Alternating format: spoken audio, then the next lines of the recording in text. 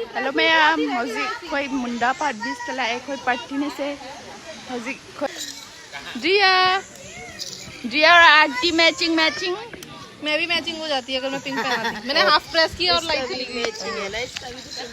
सीधा ले रहे होरेन दिस टू दी उला फजना अखोई जे कइनो नेबा अखोई लोइन काइनादवरे ट्रांसफर लोइ लाए दुगी पुंथो जे चथो जे मपानदा आंगांसिंग पुथो गायना हायें सुटी ले न थोला इन्ने सी आई सी बीसी दे दम उरबने इन ट्रेकिंग चलुबै ब्लॉक तो दुगा यावबुदुनेबा सीधा ले आदि नों कन थावे खोइन होरबा हेक्ट हाइदागे दुगा सिलागाने नों अब तारामदे नुसा याके साले मेबा सिने होरे मथम थौला के खोइ बिरयानी लै लाए सिदा चारगा आंगांगै सानालनी को हाय तेरा आंटी के ब्लॉग से मैं ना तेरी करूंगी पिटाई मिट्टी फेंक रहा है लुकास से माय ड्रेस है ना माय साइज ले उधर अच्छा वाला फ्रॉक मांग रहा है हाय लुकास रिया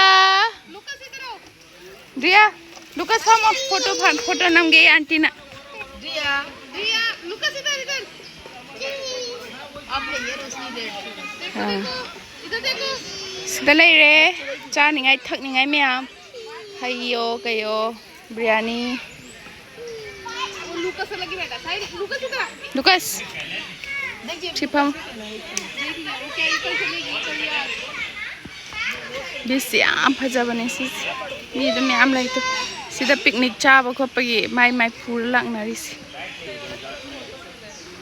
अदगी आंगांग सानबम खोपा मदम लाइरे अदगी अचापो के युबी मही लोइन योले तो चानिंग बा खोनिंग बा अदु सीधा लाकपैदी चाक पूर लाकपा बेस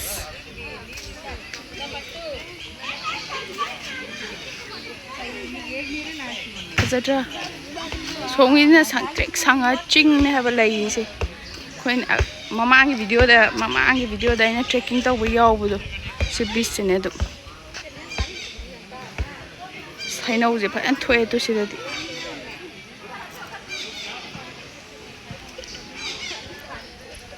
वाव नुसाजी इमाई पेम सोम साइकिजी सोम नकनगी जी याम फजबने फोटो नंबर अदे सी उगा कंग बचौब लेबजी सी फोटो नंबर याम फजबने उजिंजे खुवाम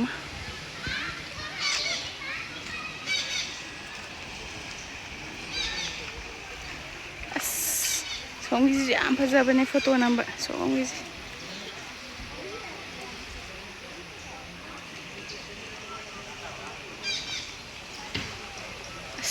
हौजिका सन्नादी लोइरनी खुसाजे चाप युंग हाबा नुसासी मी याम लाकने family ngakta ayam oy nungai family gidi khoi party se am nungai bane kuira bane cha se ha ba do do dum pharak ta na ba thabak loin chana bani na biryani paneer biryani tare veg chaba tani na veg है सब Frooti जो बच्चा खाना खाएगा उसी को मिलेगी Frooti चरम थम दागी हौदौरे खा के देखो थोड़ी सी खा के देखो लुकास की ड्रेस है सीरे तो आई हो रहा है क्रू हो रहा है माई साइज ले होदे ngarang lai chalu moi have vlog chapagi lai ru bane Lucas ऐसे कौन नहीं लेके आया आंटी साइल खाना नहीं खा रहा ये ले साबिरनी हाउ दो माले ये नोई दे हाउ दो ने मतुम खाना खाओ तुम भी शाम तक है हम लोग यहाँ पर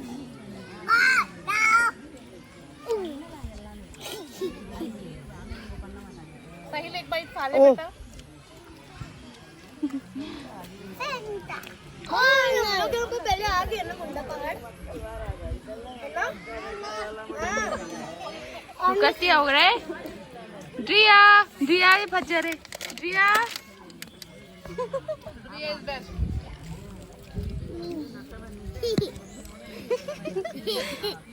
no one and ऐसे खाते हैं। आई चाद्री लुका चानेंगे मैगी बजी डाल जा रहा तुम लोग भैया याद चाल है मतलब तमोई चार से राजकुमार भी मणिपुर में ही है मतों में एवरी चाहते भी जिंद्रिया बजूट में नहीं बबो लापा बबो जो मखों ना माले कोई चाल रे था भी के को राजकुमार कोई चाल रे था के को नंग चाल चाल मादी मैगी चाल रे ना हो भी अपने से सेलेक्ट पड़े हो रहे सेलेक्ट तो ना कोई पार्टी जी दी हाँ नहीं अच्छा आप है हम लाइ माल आप अच्छा आप एलो सिंह की बोलते हैं एलो या जो इंस्मा में है अच्छा मैंगो इंस्मा में ना वाओ जो इंस्मा में है क्या खाना कुछ अच्छा लगेगा ना बढ़िया बिरयानी से अच्छा टेस्ट है इसका इधर मीठा नहीं खाती नहीं चटाया नहीं खाया कल आइसक्रीम भाई मैं चाट ले वाह ना वो ये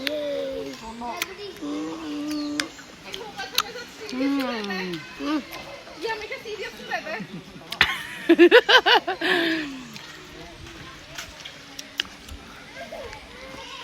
ऐसे करो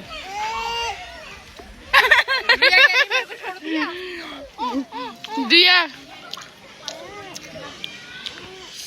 टिक्का एकदम रोशनी को तो मजा आ गया मजा आया इसको मजा आया देखा ना मम्मा टीका ज्यादा कर दी मैंने उसको बोला इसमें ना बहुत ज्यादा डालो ब्लैक सॉल्ट उसमें तीखा डाल दे मम्मा देना आओ हाँ इसको देखो इसको देखो इसको देखो दिया मैं तुम्हारी चाहते भी अब मौसम अच्छा होगा दिया आई चाहते भी तुमने वो ओ कोई ना नहीं चाहते भी तो आजा आई गुडी इश टिंडा टिंडा टिंडा टिंडा टिंडा या या angang cái đi sinh sản cái này đấy, toa, sản nó lấy đấy, cái đấy gì, Lucas mi khang na đấy mà đi mi tin nào em hay bên, mi nó vui đi à, Lucas, hi taro, hi bolo.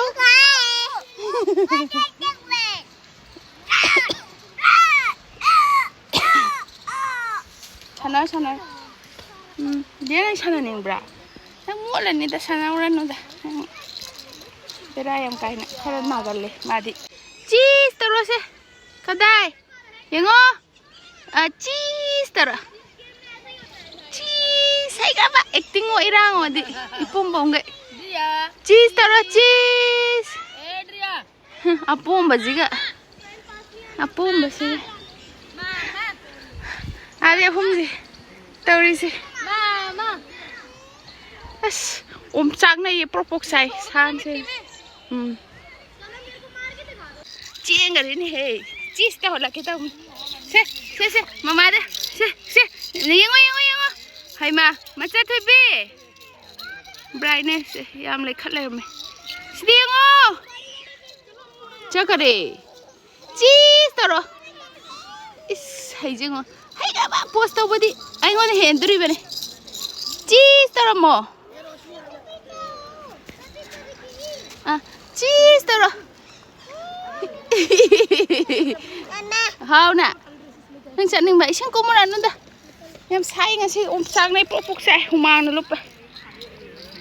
Ngaw saman na. Dia.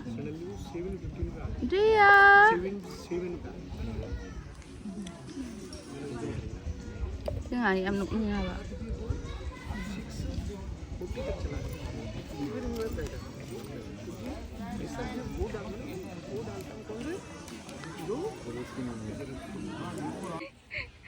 Sai tiên bị trùng cạnh ngầm đấy.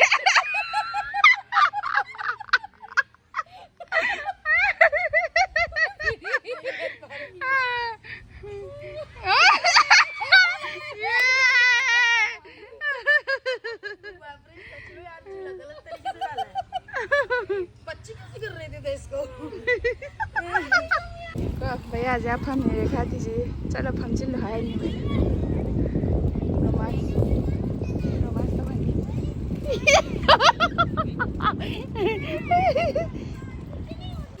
आगे channel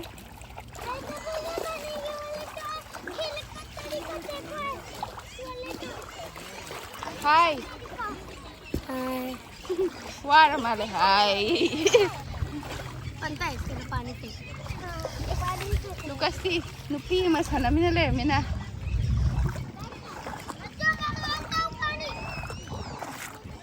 Lucas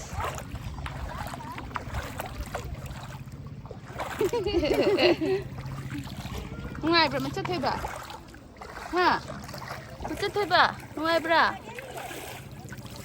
dia chat thoi bi je wa re tumninga ba ne mas chat thoi bia wa ra bana nang asi di sing sana ning draba wara ba ngang cha ush wara ba saya me sida kun angang ai sana ri Lucas swai de lei sing cha le chai le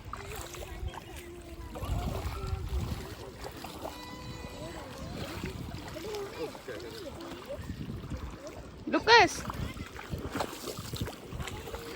Dậy chưa? Xin trái lên Lucas đi. Xin trái lên.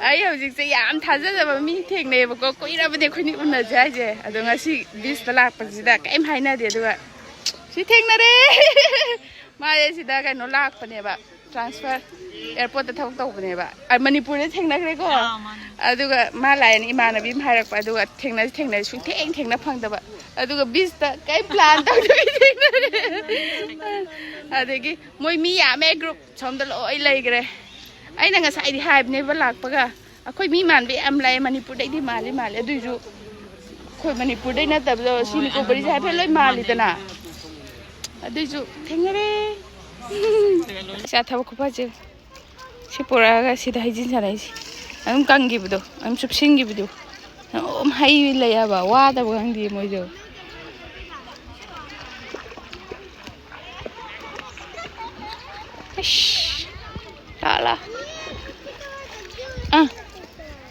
ꯂꯥꯊꯕꯛ ꯈꯨꯐꯗꯤꯊꯕꯛ ꯈꯨꯐꯁꯦ ꯌꯦꯡꯉꯣ